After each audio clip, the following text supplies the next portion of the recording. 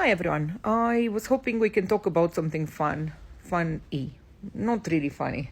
Depends on how you want to think about it. So, if you look at LinkedIn these days, there's a phenomenon which is not new, and it has happened in various other social media scenarios, but it's LinkedIn's turn, and that is the technology area of LinkedIn, let's call it that, or rather the intersection between business and technology on LinkedIn, has always kind of belonged to different parts of and communities and kind of tribes and areas of interest and attention, whatever, which is perfectly fine. When it isn't fine is whenever we come across harder times, us as humans and us as organizations and us as people, and resources become scarce, we then end up somehow or other becoming super proprietary and super careful that the things we say stay with us and that we are important and no one else. So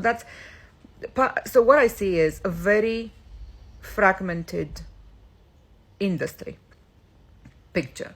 And the drama of that starts with the fact that the industry doesn't know it's an industry, and the industry thinks it's several industries, and the industry thinks there's the technology side of things, and then there's the project management side of things, then there is the product management side of things, and then there is the people who agree with agile, and then there's the theoreticians, and then there's the practitioners, and then there's those ones that actually build a company, and those ones that only talked about it, and then we've all come to the experience of building technology in a complex world with different baggages.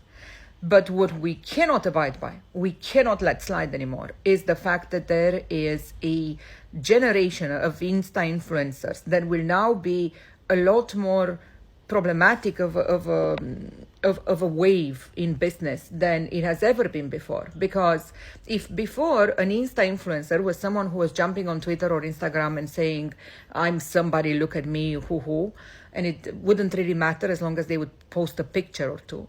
We have to change this towards an economy of creation and thought and depth. And we are going nowhere that direction, in particular with the advent of AI. So we're finally coming to the second point, which is one, the context is horrendous. We are all burnt out. We're all making a lot less money than we would like to. I don't know anyone who says they're making the money they'd like to, not even those of us that make a lot. We're all afraid. We're all still tired. We're all still burnt out. And what happens is we then get at each other's throats. And if we have hundreds of perceived mini industries, there will be hundreds of ways to get to each other's throats. And then if you throw on top of it some form of, ideological debate of old, such as, is agile useful or not? Is agile the answer to everything or not? Is agile dead or alive? Is project more important than product? Is product more important than data? Is data and security more important than DevOps? If you start doing this, we will get nowhere. It's why I've been saying this for the last 5-10 years. What genuinely stops us from performance is ourselves, and we're going to create so much human debt now by allowing Insta influencers to show up and pretend they are anyone when they've written not a word, thought not a word, and had zero experience real life. I feel like that's going to take the whole level of the discourse even lower. It's going to be harder and harder to educate people and to get them to understand the fundamentals of these very simple but very important bits about the human work. So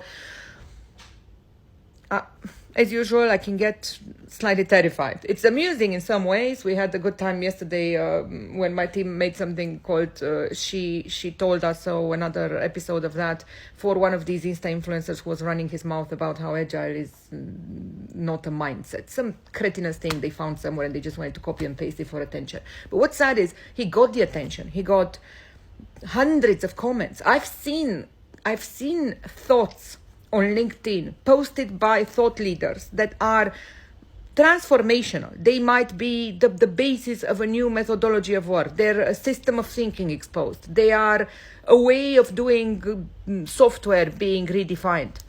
And let me tell you something, they had 1 or 2 comments and no one noticed them and no one saw them. Those were pearls for swine. And instead what we have is loads of swines pretending they have pearls for us.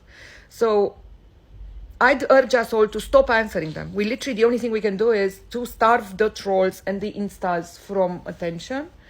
And I intend to do that myself and our team from here on. There's 2 or 3 threads I could very easily, explode about on the internet these days that I am simply just not going to touch, because these people were no one before we spent time with them. We've paid our dues, we've done the work, we've done the thinking, and we want to do more of the thinking and of the work. And I think this is what will always separate your influencer that actually makes a difference on people's lives, not an influencer that post stuff on Instagram and not someone who just showed up yesterday.